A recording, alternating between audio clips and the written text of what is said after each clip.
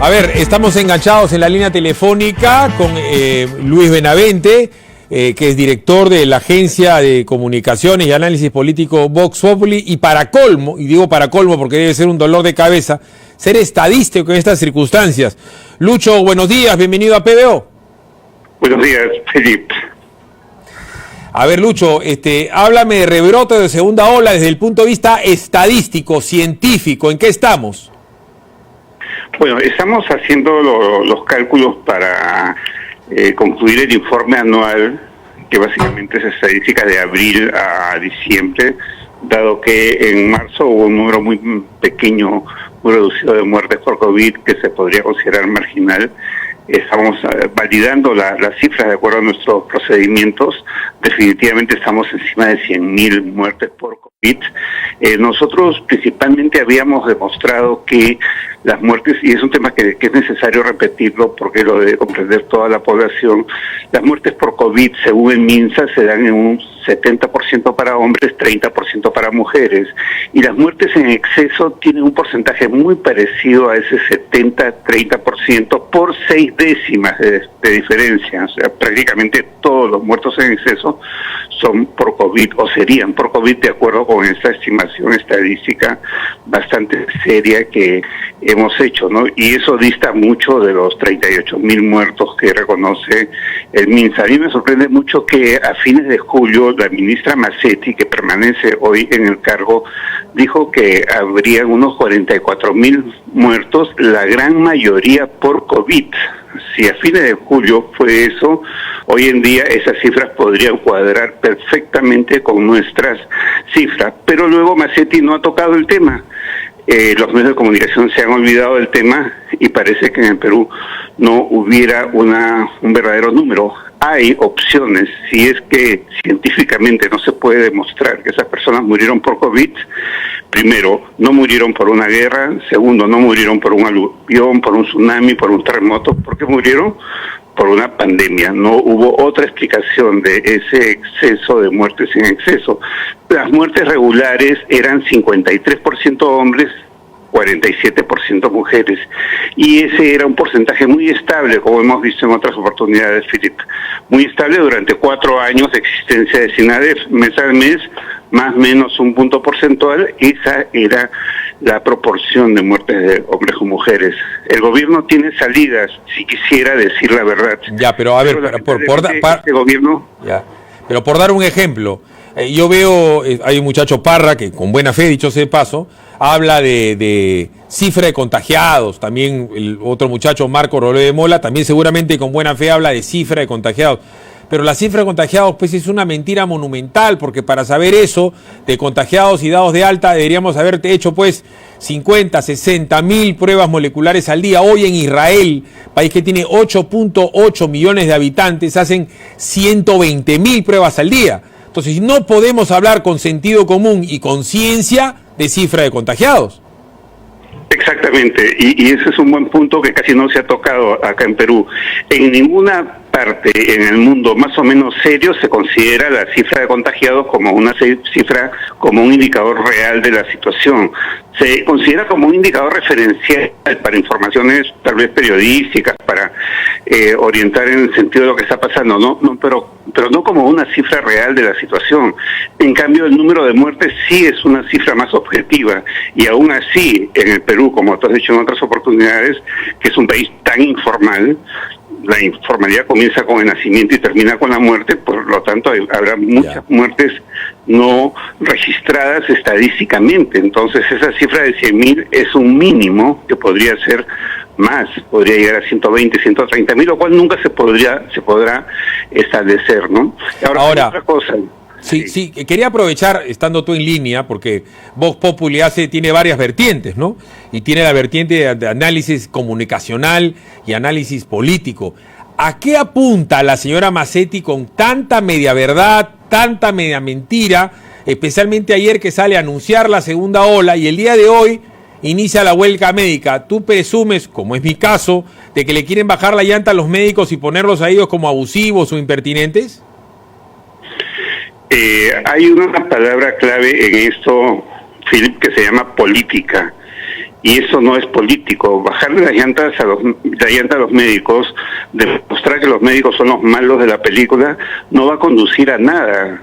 En el caso que quisieran desprestigiar al gremio médico, no, primero que no creo que sea tan fácil, porque las evidencias, lo que tenemos al frente en la muy mala gestión de la pandemia desde el año pasado hasta hoy, desde 2 meses antes que el presidente Vizcarra anunciara el confinamiento, porque 2 meses antes ya el mundo estaba alarmado y había países que tomaban medidas, pero Perú no, Perú estaba cruzado de brazos porque Perú falló desde un inicio. Entonces la ministra Mazzetti, ¿qué busca la ministra Mazzetti? Simplemente hacerle el juego al gobierno. Es muy lamentable, ella no tiene el carácter, el temperamento, la valentía, y me ha sorprendido mucho, me ha decepcionado mucho, porque yo le tenía un gran aprecio a la doctora Mazzetti, un gran aprecio científico como neuróloga y un gran aprecio político, pero ahora no está actuando con corrección. A veces, cuando da declaraciones, no dice las cosas con mucha claridad, y eso se siente. La mala gestión de la pandemia se siente. El mismo gremio médico, si tú conversas a diario, sí, fuera de cámaras, entre comillas, con médicos, todos los médicos te dicen lo muy mal que se sigue gestionando el tema de salud. Mira, te puedo decir, no voy a mencionar nombres, pero yo conozco neumólogos que se han ido de salud porque no están de acuerdo con los procedimientos equivocados, y eso es un tema más invisible, es un tema que no se ve. Hablando de visibilidad, a ver, la semana pasada el presidente dio un mensaje a la nación y conferencia de prensa en exclusiva para el comercio. La ministra Mazzetti estuvo en el Congreso y 2 conferencias de prensa más entrevista el domingo. El día de ayer volvió a decir lo que dijo, y hoy el presidente Sagasti anuncia nuevas medidas. Desde el punto de vista de la estrategia comunicacional, ¿no te parece que están terminando copiando a Vizcarra con aló presidente? ¿Consideras prudente que el presidente tenga que dar explicación 1, explicación 2, explicación 3, mensaje 4, mensaje 5? Lo que la gente podría percibir, y esa es mi consulta, es que no saben qué decir o se tienen que ir interpretando a ellos mismos. Sí, es una muy mala gestión, pero digamos que hay 2 aspectos, ¿no? La muy mala, muy deficiente gestión comunicacional, que también viene desde el año pasado. Peor no se ha podido manejar la comunicación pública en relación a este tema, y muy mala gestión política, porque finalmente lo que se comunica son decisiones que son políticas, ¿no? Entonces una va con la otra. Si la gestión técnica, la gestión política es deficiente, obviamente no va a tener rumbo la comunicación, porque ¿qué vas a comunicar si no tienes qué decir de manera coherente, ¿no? Ahora comprendemos, sí, que la situación es difícil, no es fácil, pero ya hemos tenido 10 meses o más de 10 meses para aprender a hacer mejor las cosas. Seguimos igual que al inicio, no hay camas UCI, los hospitales se están colapsando, la gente llega, no sé qué pasará ahora con el oxígeno, no me extrañaría que no haya oxígeno tampoco y no hayan tomado las precauciones del caso, y seguimos en último lugar en la cola, y lo que se ha hecho es una compra muy apurada a China, a una vacuna cara, a una vacuna con un error muy grande y con efectos secundarios demasiado fuertes. Simplemente ha sido una compra apurada por la presión política que se generó por la oposición que comenzó a incomodar al gobierno. Perdón, Lucho, el presidente miente cuando el martes pasado hemos concretado la compra, y ayer informan que recién ha hecho el pago. Una semana después, recién se concreta el primer pago. Y no se concreta la compra porque no tienen el cronograma. ¿Eso se llama mentir, Lucho, o no? Sí, evidentemente. Y como cereza de la torta, el ministro de Economía ha dicho que no es importante cuánto cuesta la vacuna, sino cuál es el costo final a la hora de llegar al usuario. Claro que sí importa cuánto cuesta la vacuna, porque comprar una vacuna de mala calidad, con mucho error, con tanto efecto secundario, de manera apurada por presión política, no me digan con que no importa cuánto cuesta, y encima a precio alto por encima del mercado. Todo el mundo sabe que el producto chino es de mala calidad. Eso es obvio. Los chinos buenos son los jarrones de la antigüedad, pero el producto chino actual, medicinas, zapatos, camisas, es de muy mala calidad. Y una compra apurada, si encuentras a disposición del mercado esas vacunas, es porque son malas, pues porque el producto bueno ya se lo llevaron los que se pusieron las pilas con rapidez. Bueno, pero en último caso, en China hasta para las imitaciones tienes la Super Quality, la segunda, la tercera y la cuarta. O sea, China sí tiene productos de altísima calidad, pero son los más caros y no son los masivos. Ahora bien, se anuncia que hoy el gobierno va a endurecer, porque ya comienzan los Twitter, los Facebook, los memes, los virales, que el gobierno va a endurecer la condición de cuarentena de 8 de la noche a 5 de la mañana. Yo estaría de acuerdo por la emergencia. ¿Qué opinarías tú? Sí, lo que pasa es que el gobierno, y creo que lo ha expresado de alguna manera, ha tenido que contener medidas más radicales porque detener la actividad económica a esas alturas, después del impacto sobre la economía que ha sido tan fuerte en Perú, a diferencia de otros países donde el impacto no ha sido tan grave. Entonces eso impedía que el gobierno tome medidas más radicales, ¿no?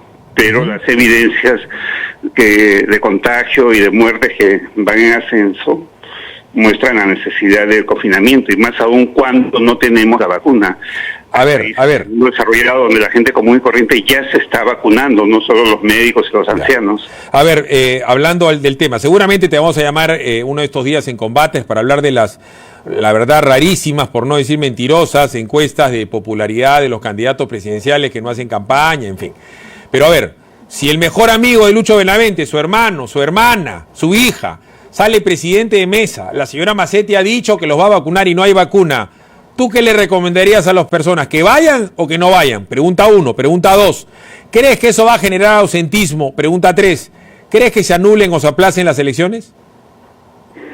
Bueno, ahí ha habido un anuncio del jefe de la OMPE, ¿no? Ese tema ya creo que va a rebasar a la capacidad del jefe de la OMPE respecto al calendario. Es una decisión política y sanitaria que está por encima de su propia competencia. Ir a votar en esas circunstancias o en circunstancias como las de hoy sería muy complicado para el contagio, porque se forman largas colas, grandes tumultos, hay una gran concentración. Estirar el horario de 7 de la mañana a 7 de la noche puede ayudar. Entonces ahí hay un riesgo, pero no sabemos cómo va a estar la pandemia para el 11 de abril, no sabemos cómo va a estar el contagio para ese momento. Yo creo que he hecho siempre un cálculo viendo lo que pasa en Europa y decir, dentro de 2 meses lo va a pasar en Perú. Hace 2 meses veía que las cosas se complicaban en Europa, o 3 meses, y dije a mitad de diciembre las cosas se van a complicar en Perú, y dicho y hecho. Entonces no hay necesidad de tener una bola de cristal, simplemente hay que ver lo que pasa en Europa. ¿Qué esté pasando en Europa? Lo que esté pasando en Europa a mitad de febrero se va a reproducir a mitad de abril en Perú. Y esa fórmula no ha fallado.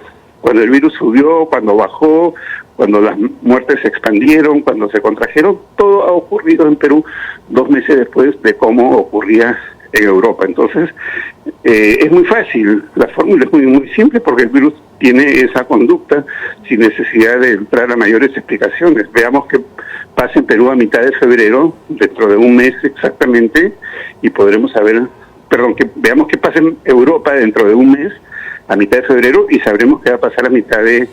Bueno, pero Lucho, en toda Europa están cerrando los locales de 8 de la noche a 6 de la mañana, y la verdad es que no conozco otro país en el mundo que esté inmerso en un proceso electoral. ¿Tú conoces a otro? Presumo que debe haber. Sí, debe haber. No tengo registro en este momento. Bueno, yo creo que habrá que esperar prudentemente, y sí, hoy podríamos decir que podría haber un retraso en las elecciones, depende de cómo estén las cosas en febrero. Creo que sería lo más prudente dado el caso, ¿no? O sea, ¿tú ves probable que se aplacen las elecciones o que se anulen por ausentismo? No lo sé, no haría tanto pronóstico. Porque a la hora de votar va a haber campañas para ir a votar y convencer a la gente a que vayan a votar a los candidatos, y muchos alarmados para evitar que entre este o esta van a ir a votar para cerrar el paso, porque el peruano es muy de voto estratégico, claro, dentro de su cultura política, por sus temores a que salga uno u otra. Entonces, eso es un motivador de voto. No, yo creo que a pesar de las circunstancias, mucha gente iría a votar. Solamente, sin ánimo de entrar al tema estadístico de las candidaturas, presumo que por la circunstancia pandémica, por la circunstancia económica, por la circunstancia de la inseguridad ciudadana, la que vamos a tener, va a ser la elección más visceral de los últimos 30 años, la que va a tener que ver más con el factor anímico, emocional que racional. Sí, puede ser. Es posible, porque hay un clima de indignación política muy fuerte y eso viene desde antes de la pandemia y la pandemia lo ha agudizado, y eso lo vimos en noviembre con esas jornadas callejeras en todo el país cuando se produjo la vacancia del expresidente Vizcarra. Sí, y ese clima no solo va a ser muy fuerte, muy marcado, ese ambiente de tensión, de estrés político de cada ciudadano, sino que también se va a expresar, o como se expresaron en noviembre pasado, en conductas populares, o podría ser el caso de manifestaciones públicas, de situaciones que puedan llevar a la pérdida del control de lo que esté pasando. Yo no sé cómo va a reaccionar el presidente Sagasti, y de repente su entorno comienza a calentarle las orejas diciéndole quédate, quédate, quédate, posterga, posterga, posterga. Y cuando el entorno repite mucho algo, de pronto cambian las conductas de los que toman las decisiones. Philip, lo sabemos, en política es así. Sí, ¿verdad? Además, lo ha dicho la señora Massetti, ¿no? Dice hay intereses en juego, que cualquier cosa podría pasar en cualquier momento, que la cosa puede cambiar, y evidentemente hay intereses en juego para que pase cualquier cosa en el país, ¿no? Al fin y al cabo estamos jugando el juego de la silla. Entre otros intereses hay un proyecto político, estatista, con todo lo que estamos viendo, que puede animar a muchos a que Sagasti se quede, y quienes tienen ese tipo de intereses, o muchos de ellos, no les importa la continuidad democrática, les importa el control del poder. Es peligrosa la situación. Muy amable con nosotros, Lucho Benavente. Un abrazo a toda la gente de Voz Populi. Un abrazo, Philip. Muchas gracias. Arranca tu día con el magazine más dinámico del Perú. Noticias, entrevistas, efemérides, política, espectáculos y todos los deportes, las eliminatorias al Mundial, la Liga 1 y la Champions. De lunes a sábado de 6 a 10 de la mañana por Willax Televisión y por TVO Radio 91.9 FM, la radio con fe. Los astros te serán propicios en TVO. Por Facebook, Twitter y YouTube. Suscríbete y activa las notificaciones. ¿Qué es facilote? Pues... No, eso no. Entonces... No, tampoco. ¡Ya sé! ¡Exacto! Comprar un lote en Centenario es facilote. Sin inicial y 12 meses sin intereses. ¡Comprar tu lote! ¡Facilote! Ingresa a terreno.p. Centenario. Más de 90 años haciendo propietarios más fácil.